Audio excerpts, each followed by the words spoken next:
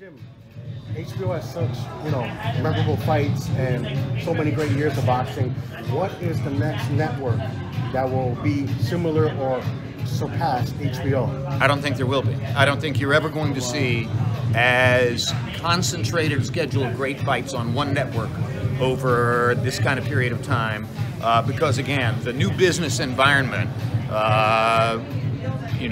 somewhat dominated by streaming services, less dominated by premium pay cable, although Showtime is still in there and still trying to be competitive in this environment. But for a long time, if you were talking about a big fight, it was either on HBO or on Showtime, and we had the majority of them. And that isn't going to be the case anymore.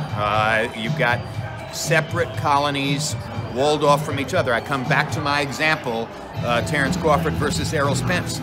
Spence is under contract to Al Haymon. Haymon seems to believe that if he keeps every one of his stars unbeaten, they all become Floyd Mayweather. That isn't the way it works. And they have to fight meaningful people for something to emerge in the way of legitimate public passion. But, he's got Keith Thurman, Danny Garcia, and Errol Spence all on the same roster, and they don't fight each other. That's not traditionally what the sport has been about. And then, you've got Top Rank on ESPN, you've got a different colony of fighters working with Showtime, etc. Golden Boy, Canelo apparently moving to DAZN.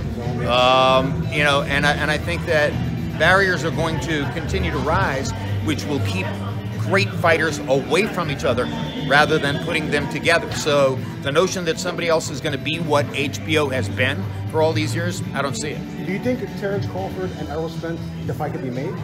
Well, it looks at like this moment, it can't be. Yeah, But I do want to say thank you for your service, and nobody is ever going to do it quite like you call fights. Thank you very much. Thank you, Jim. I appreciate it.